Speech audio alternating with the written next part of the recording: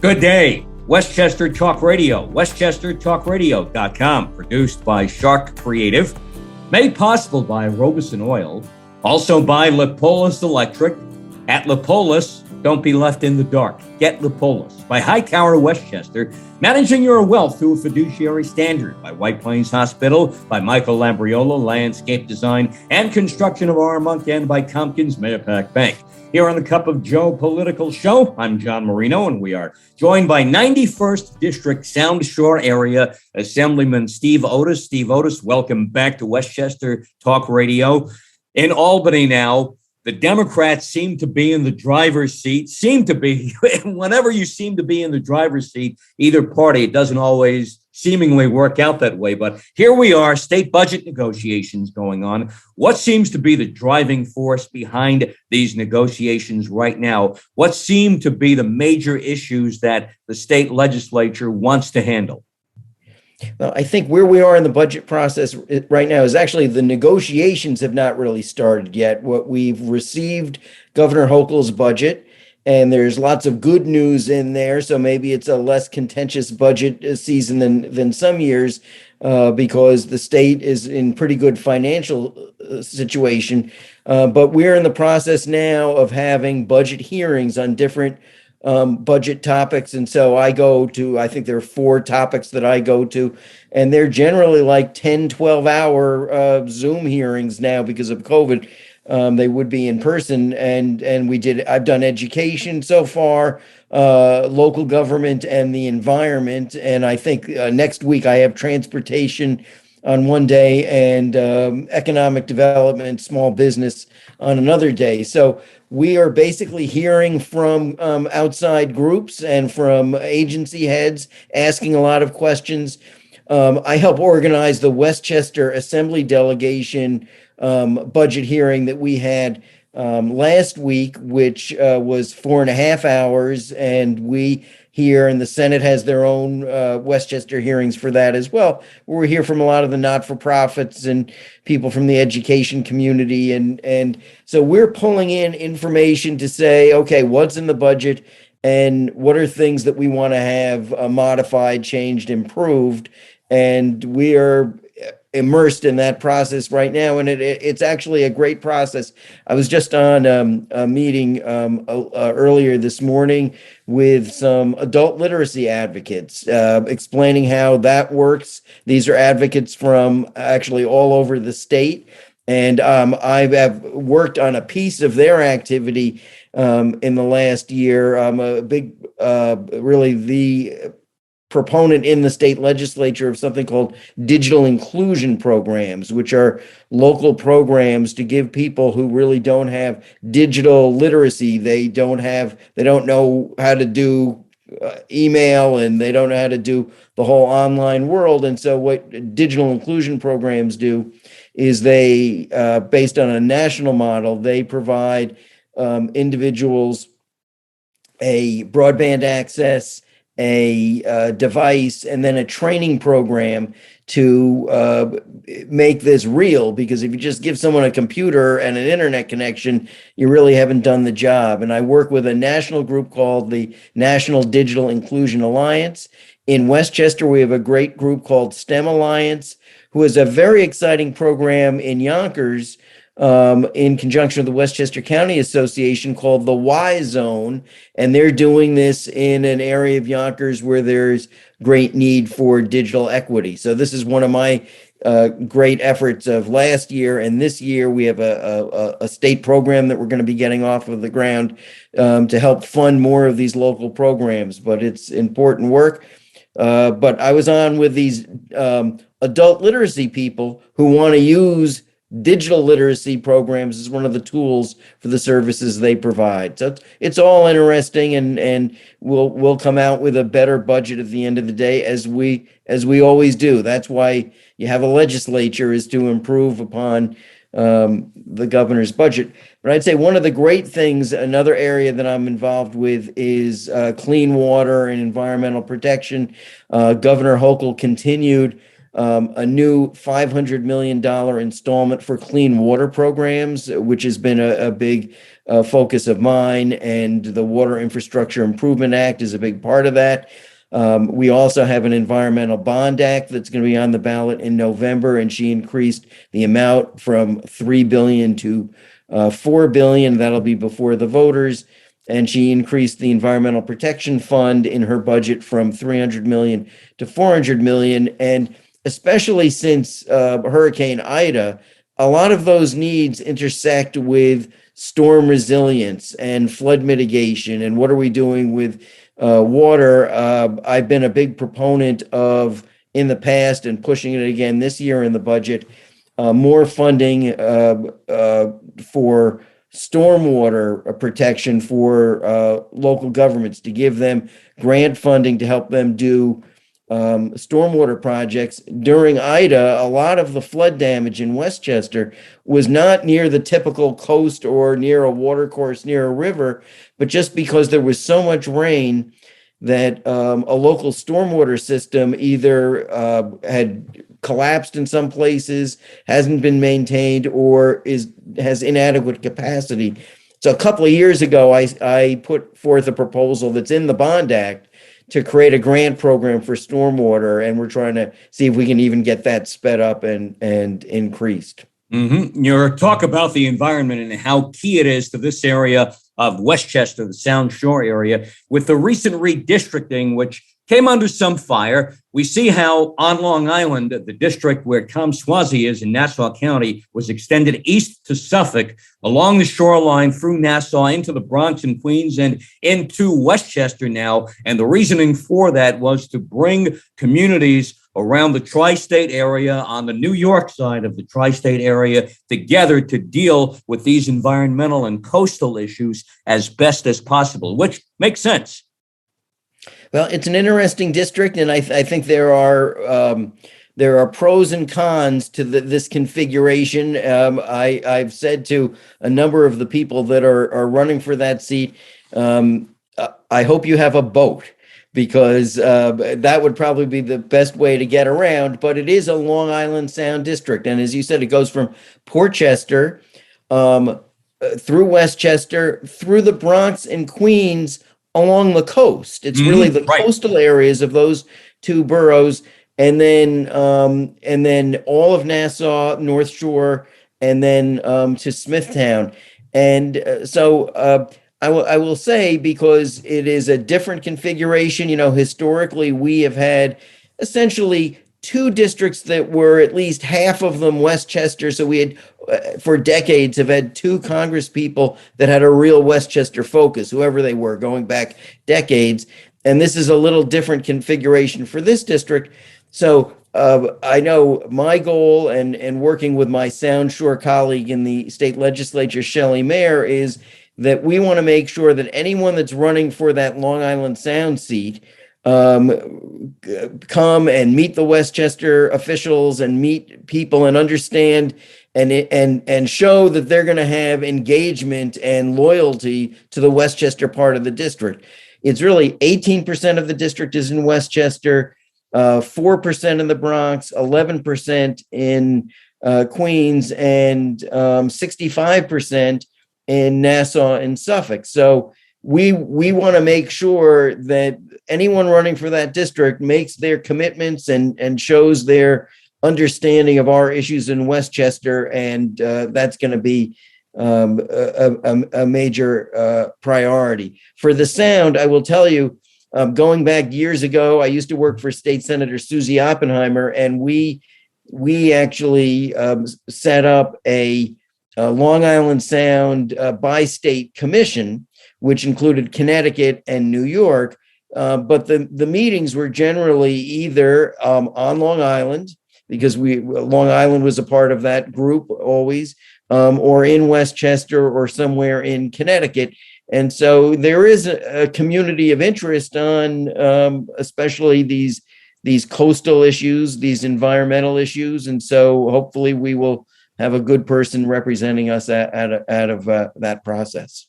Westchester Assemblyman, 91st District, Sound Shore area, Steve Otis, here on Westchester Talk Radio. Steve Otis, there has been some talk about the governor's budget, $216 billion, where some say, don't spend all of this money all at once because you have to look at the source of where some of that money has come from. Some of it from the federal stimulus monies, obviously new monies coming in from online gaming, money to be generated, hopefully from the legalization of recreational marijuana. How would you answer someone who says that I know it's a lot of money, $216 billion, let's not spend it all at once, and let's make, I guess, provisions for when that federal stimulus money might run out? Well, I think actually the governor's proposal accounts for that very responsibly.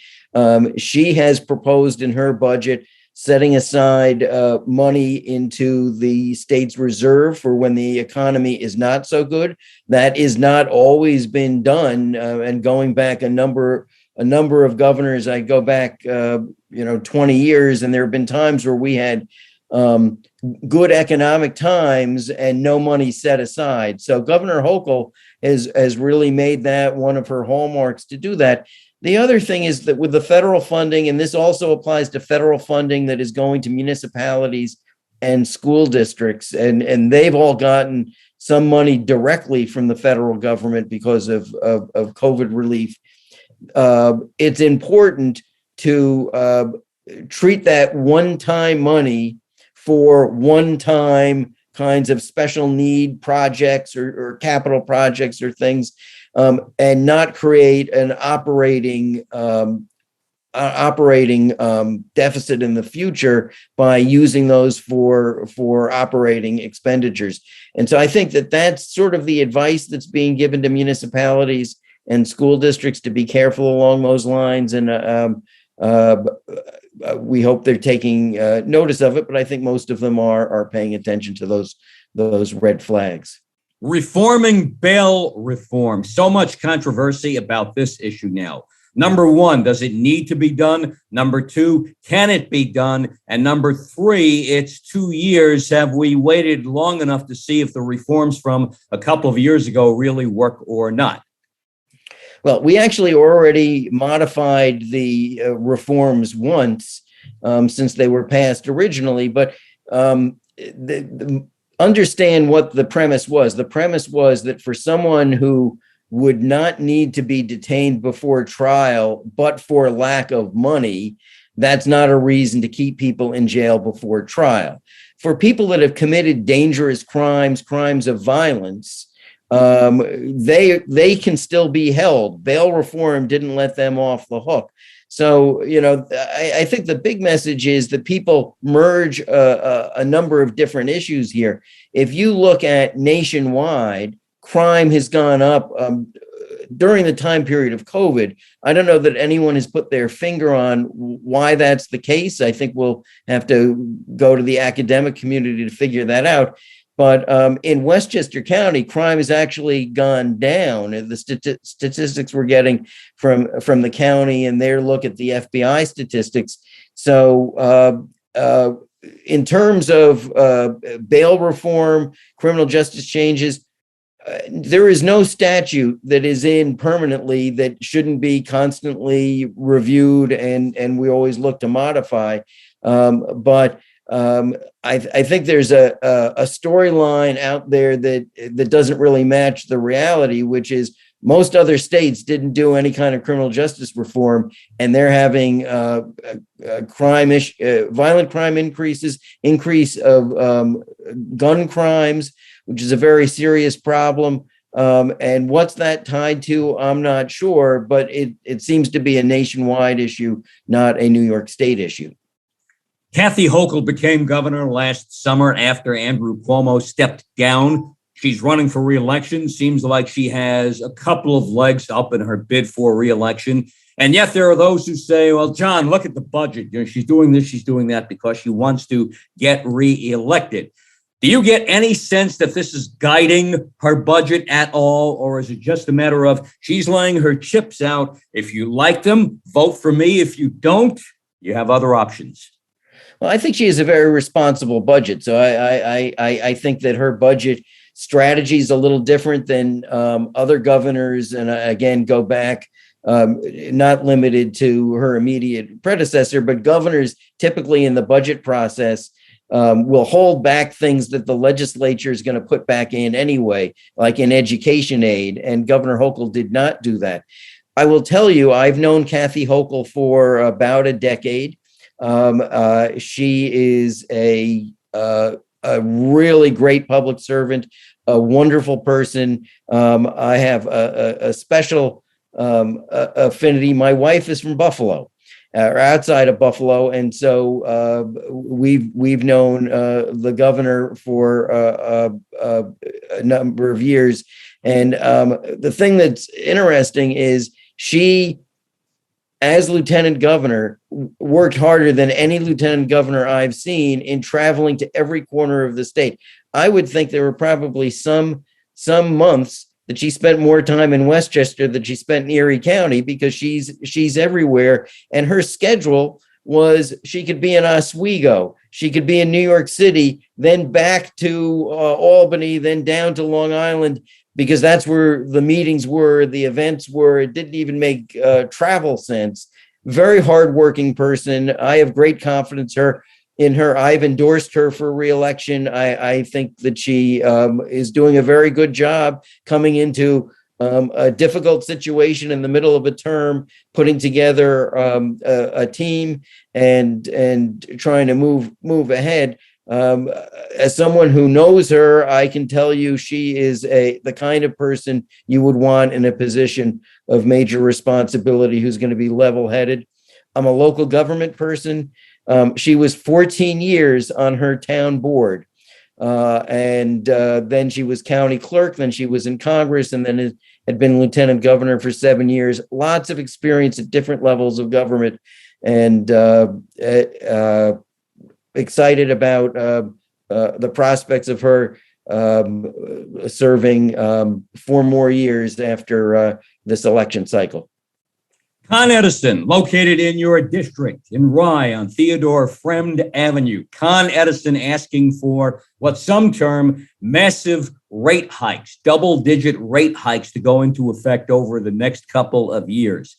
Where does the legislature potentially stand on that? Can Con Edison do that? Or maybe we'll find a middle ground, understanding that inflation has struck everywhere. Rates and prices are going up, no doubt about that. And maybe we can meet in the middle. Well, there are two different things going on here. Let's talk first about the rate hikes, not that they're asking for, the ones that people are experiencing in their bills this month. And a big piece of this is attributed to the cost of natural gas. And it's not just Con Ed.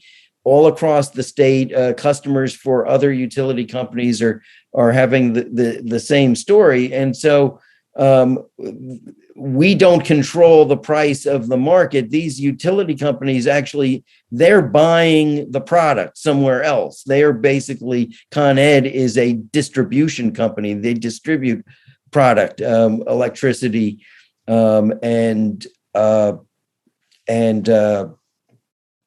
gas.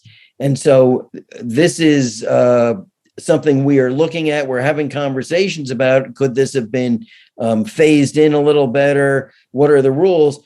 We don't regulate their rates. The Public Service Commission does.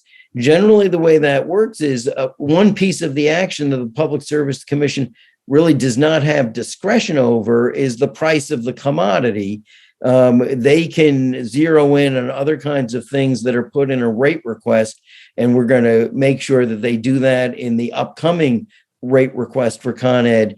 But for the price of the commodity, this is something where the market is hit Westchester customers with a real blow, and we're going to look and see if there can be some sort of relief.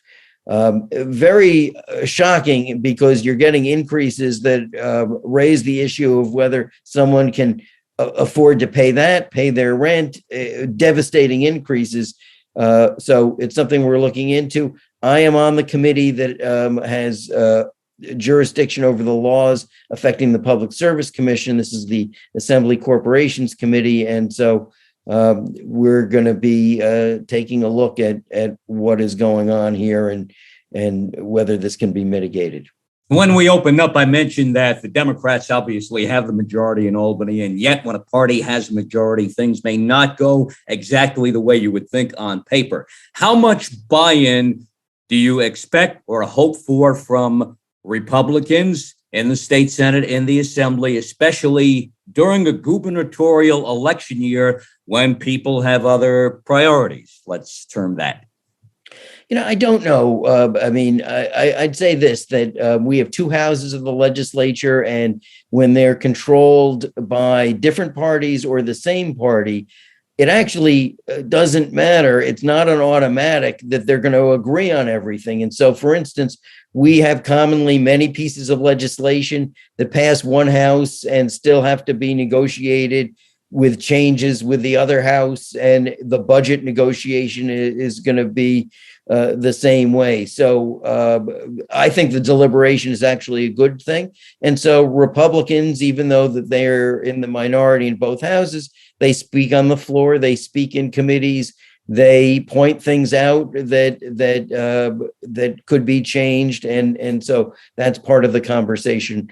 Also, I'd say all states have two houses in their legislatures except Nebraska. Nebraska only has one. Two houses are better than one because, in a sense, it's another check and balance. It's another gatekeeper, and you can pass legislation, but it'd be better to pass legislation that is vetted more thoroughly and to have a better product. So that's all part of the discussion. And I think what happens typically on bills is many bills are passed unanimously. Many bills, some people vote no from both sides of the aisle, as they call them, as they see them. And we'll see what everybody has to say on all these issues as the session continues.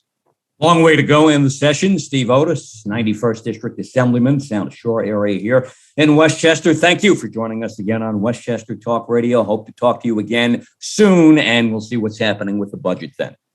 John, thank you very much. Always a pleasure. And I just say a shout out to you for the fact that you do so well for your sponsors. When you run through your sponsors at the beginning of the show, they are getting what they deserve in terms of a good shout out for their sponsorship and the names of their businesses. And we want to support our local businesses in Westchester. That we do, and we must do, and we appreciate all of them, one and all. Steve Otis, we appreciate you here on Westchester Talk Radio. Our thanks to you here on the Cup of Joe political show, produced by Sharc Creative, made possible by Robeson Oil, the house that service built by Lipolis Electric. Don't be left in the dark. Get Lipolis by Hightower Westchester, managing your wealth to a fiduciary standard, by White Plains Hospital, by Michael Labriola, landscape design and construction of Armonk, and by Compton's Pack Bank. Catch all of our Westchester, Rockland, Putnam, Dutchess, Orange, and Fairfield County programming on our YouTube channel, Sharc Creative YouTube, and download our app. We have one now. Take it with you anywhere and everywhere you go. It's called Westchester Talk.